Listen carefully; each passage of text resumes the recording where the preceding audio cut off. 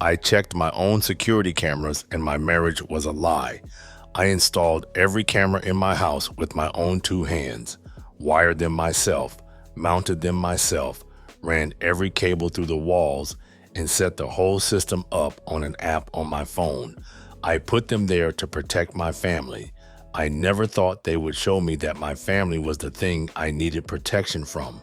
I am an electrician, licensed, union card, the whole thing. I have been doing this work since I was old enough to hold a pair of wire strippers, and I am good at it. Commercial jobs mostly, big builds, retrofits, panel upgrades for office buildings and warehouses. The money is solid, the hours are long, and some weeks I am out the door before the sun comes up, and I do not get home until it is already dark. That is just the life. You work hard, you come home tired, you do it again the next day. My wife was a bookkeeper, worked at a commercial property management company. She handled accounts for a handful of properties, invoices, rent rolls, vendor payments, that kind of thing. Between the two of us, we were doing fine. Mortgage was current, bills were paid, cars were running. We even had a little put away for emergencies. We had cookouts in the summer. We took trips when we could. We did all the normal stuff that normal married people do. I thought we had a good thing going. I thought she was happy. I thought we were building something that was going to last. I really did. She started working late. At first, it was once a week, maybe twice. End of the quarter stuff. She said the books had to balance before the property owners got their reports. I did not question it because I work late too. I know what it is like when a job runs over and you cannot just walk away from it. Then it became 3 times a week. Then she started having weekend trainings, said the company was rolling out new software and the whole accounting team had to get certified. I did not think anything of it. I would come home. She would not be there.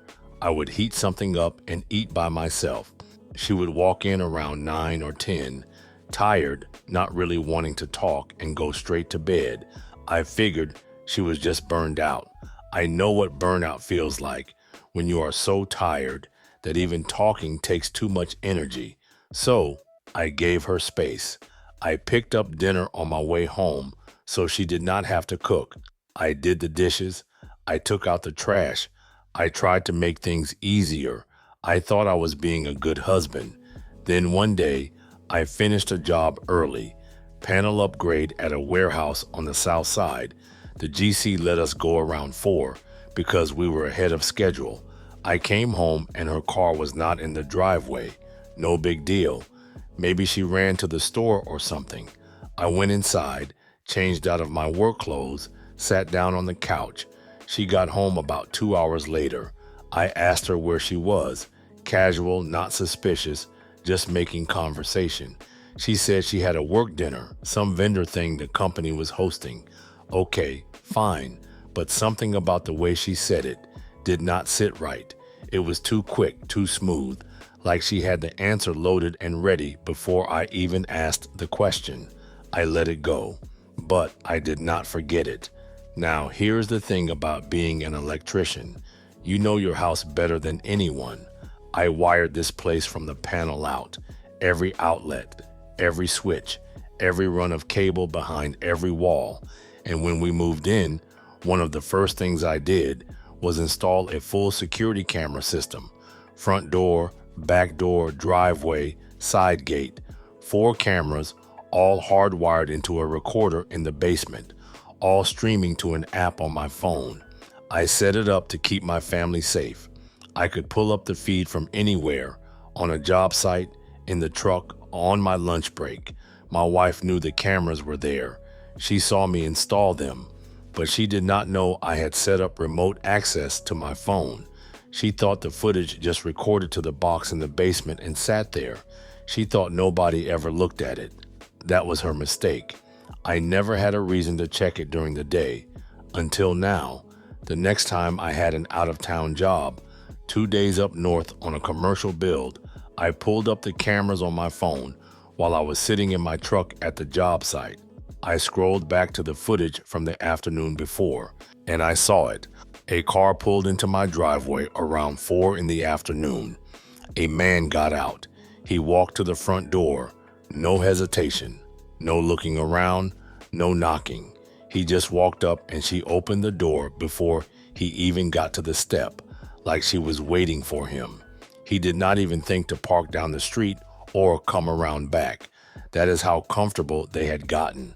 That is how sloppy. He went inside, and he did not come out for damn near 5 hours. I sat in my truck staring at my phone, and I could feel my blood pressure go up. 5 hours. I rewound it, watched it again. Same thing. Him pulling in, her opening the door, him walking inside like he lived there, into my house. The house I wired, the house I paid the mortgage on, the house I sweat for every single day on job sites so we could have a nice life. The house I come home to every night thinking everything is fine, thinking she is sitting there missing me, thinking we are good. And this man is walking through my front door in the middle of the afternoon like it is his. I wanted to drive home right then. I wanted to kick that door in and end everything on the spot, but I did not. Something in me said, wait, be smart about this.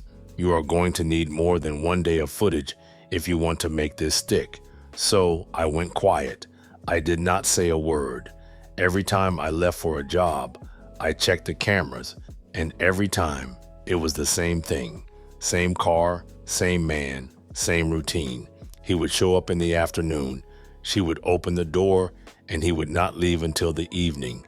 It happened over and over, week after week. I had footage going back weeks, time-stamped, date-stamped, clear as day. His face, his car, his license plate, everything. Then I pulled the phone bill. I am the main account holder on our cell plan, always have been. I logged in and pulled the call and text records for the past 6 months. Hundreds of calls to one number, hundreds of texts to the same number, all during my work hours, all when she knew I was on a job site and not coming home. Some of them started at 10 at night and went past midnight, going back months. I sat there scrolling through page after page of records, and the same number just kept showing up over and over and over.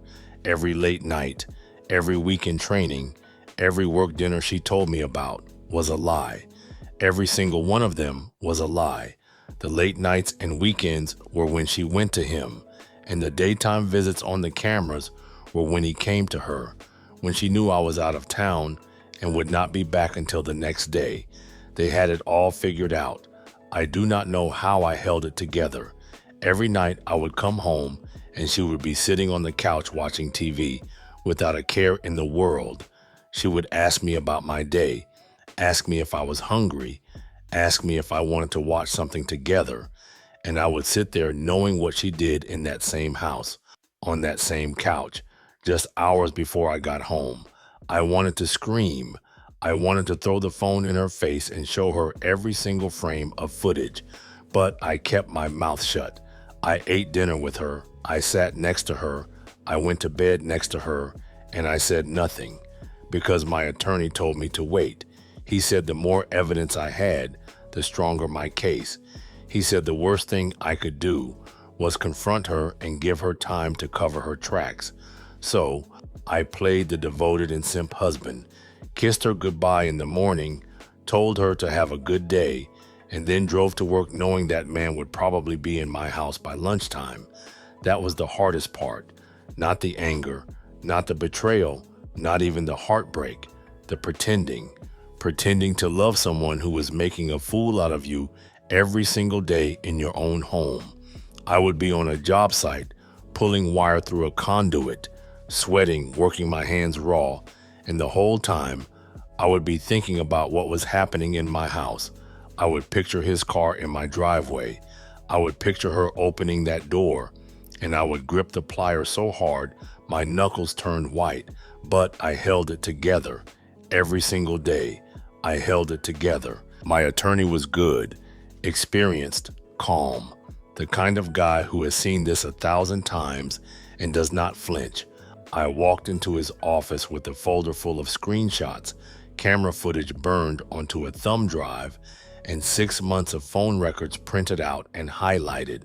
He looked through everything, took his time, and then he looked up at me and said, "You have more than enough. In Georgia, if your spouse cheats during the marriage, they do not get alimony.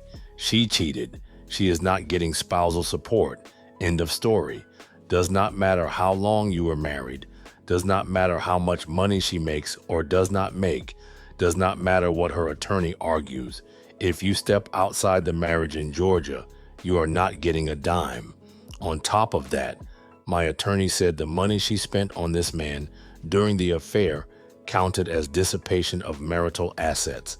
That means every dinner, every gift, every dollar she spent keeping this thing going was money she took from our marriage, and the court would factor that into how the property got divided. She was not just losing alimony. She was going to lose a bigger share of everything we built. My attorney and I set the whole thing up. We picked a day when I knew she would be at work. I rented a storage unit the week before, packed my essentials into boxes a few at a time when she was not home. My clothes, my tools, my personal stuff, anything that was mine before the marriage. The morning she got served, I had a buddy with a truck help me move the rest of my things out of the house before noon. By the time the process server walked into her office, my side of the closet was empty. I left the house clean. I did not trash anything. I did not take anything that was not mine. I just removed myself from the equation. Clean, quiet, no drama. I was not going to give her a scene. I was going to give her paperwork. She got served at 10:30 in the morning, right there at her desk in front of her coworkers, in the middle of a regular workday. My phone started ringing at 10:47. I let it go to voicemail. Then another call. Then a text. What is this? Then another. Where are you? Then another. Call me right now. This is not funny. Then another. Where are your things? I turned my phone off and went back to work. She went home that afternoon. I know, because the cameras were still running. I watched her pull into the driveway, sit in the car for a long time, and then walk inside. She stood in the living room looking at the empty spaces where my stuff used to be. She called me 11 times that night. I did not pick up once. The next morning, she called my mother. My mother told her she had nothing to say to her. She called my sister. My sister told her exactly where to go. She called my best friend. He hung up on her. She had no idea how much people already knew. I had told my family everything before the papers were served. I showed them the footage. Nobody was on her side. And that is what happens when you betray someone who actually had people who loved him. She thought she was only lying to me. She was lying to everyone who cared about our marriage. And when the truth came out, they all turned their backs on her at the same time. She finally got a hold of me 3 days later. I picked up because my attorney said it was time to have the conversation. She was crying before I even said hello. She said she did not understand what was happening, that this came out of nowhere, that we could work this out. I told her, I have the cameras. Dead silence on the other end of the phone. I told her I had footage of him coming to our house. Every visit, every time, date stamped and saved. I told her I had the phone records, every call, every text, going back months. I told her my attorney had all of it. She broke down. She said she made a huge mistake, that it was already over. I said it was not over last week when he was in my house for 5 hours while I was working. She could not say anything to that, because there is nothing to say when the man you have been lying to has the receipts, the footage, and the phone records all sitting in his attorney's office. Then she said something that almost made me lose it. She said, I was going to end it. I was going to end it. That is what they always say. I was going to end it. Like that makes it better. Like the intention to stop erases months of lies and a man walking through my front door like he was paying the mortgage. You were going to end it. When exactly? Because it was still going on last week. I did not say any of that. I just told her my attorney would be in touch, and I hung up. I did not know who the man was at first. I had his face on camera. I had his car. I had his plate number, but I did not know his name. I did not need to. My attorney said the footage and the phone records were more than enough to file, and that we would find out who he was through the discovery process once the case was open. And that is exactly what happened. During the proceedings, it came out that he worked in the same office park as her company, different building, different business, but they shared a parking lot. That is how they met. Lunch breaks in the parking lot turned into coffee runs, turned into something else entirely, right under everyone's nose, in broad daylight, while both of them were supposed to be at work. And here is the part that really got me. He was married too, had a wife, had a whole life that had nothing to do with my wife. Two people sneaking around behind two families, lying to everyone every single day. His wife found out during the divorce proceedings. I do not know exactly how, but it came out. And from what I heard, she filed on him within the month. Two marriages destroyed because two people could not keep their hands to themselves in a parking lot. And the thing is, neither one of them ended up with the other. They blew up two families and they did not even stay together. It was all for nothing. Her attorney tried everything, tried to argue that the footage was not admissible. My attorney shut that down because it was my house, my cameras, my property, and Georgia is a one-party consent state. Tried to argue the marriage had been deteriorating for a long time, and the affair was a symptom, not a cause. My attorney presented the phone records showing the affair started while she was still telling me she loved me every morning. Tried to argue she needed spousal support because her income was lower than mine. My attorney put the footage on the table and said, under Georgia law, adultery during the marriage means no alimony. She was not getting a dime, not $1 of spousal support.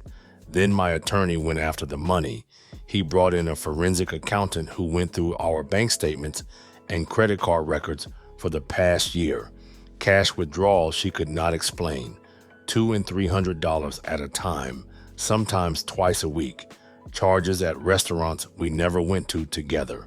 Over the course of the affair, she had spent thousands of dollars of our money on this man.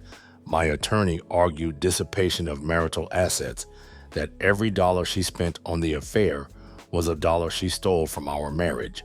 The judge agreed. When it came time to divide the property, the judge factored the dissipation into the split. She walked out of that courtroom with a lot less than she walked in expecting. No alimony, a reduced share of the assets, and the bill for her own attorney. She sat in that courtroom the whole time looking at the floor. She could not look at me. She should not have been able to. She tried to reach out a few times after the divorce was final. Texts mostly, long ones full of apologies and explanations and promises that she had changed. She said she was in therapy. She said she realized what she threw away. She said she would do anything to make it right. I did not respond to a single one. There is nothing she could say that would undo what I watched on those cameras. You cannot unsee a man walking into your house while you are at work, and you cannot unknow that the person you came home to every night was lying to your face every single time. Some things break in a way that cannot be fixed, and this was one of them. She moved in with her sister after the divorce. Last I heard, she was still there, still trying to get back on her feet, still telling anyone who would listen that I overreacted. I did not overreact. I just stopped pretending. The other man went back to his wife at first. From what I heard, it did not last. His wife left him anyway a few months later. I do not know where my ex-wife is now, and I do not care. I kept the house. Funny thing, the cameras are still up. Same system, same app, same 4 cameras, watching the same doors. But now when I pull up the feed, it is just me, just my truck in the driveway, just my lights on at night, just my life. And for the first time in a long time, that is enough. I am not angry anymore. I was for a while. I was angry for a long time. The kind of angry that sits in your chest and does not let you sleep. But anger is heavy, and at some point you have to put it down or it will break your back. I put it down the day the judge signed the papers. I walked out of that courthouse and I took a deep breath and I thought, it is over. And it was. The house is quiet now, but it is my kind of quiet. The kind where you can breathe. The kind where nobody is lying to you in the next room. I would rather have honest silence than a house full of noise built on lies. If you are listening to this and something does not feel right in your house, trust that feeling. Do not ignore it. Do not talk yourself out of it. Do not let anyone convince you that you are being paranoid. If something is off, something is off. And if you have the means to find out the truth, find it. Do not confront without evidence. Do not tip your hand before you are ready. Go quiet. Collect what you need and let your attorney do the talking. Because the truth does not care about feelings. It does not care about excuses. And it does not care about tears. The truth is just footage on a screen, time-stamped and saved. And once you have it, nobody can take it back because they always come back with excuses. Always with the excuses. And you should never, ever let them talk their way out of what the evidence already told you. And Tony, thank you so much for the time you put into sharing our stories. Second, your voice is absolutely the best. I can't listen to anyone else because of your voice. AI is taking over, but I don't come to any channel but yours. You will have haters. Don't pay those stupid fuckers any mind. You just keep posting videos. You really don't realize the stories you share, how they help us. Carry on, my friend.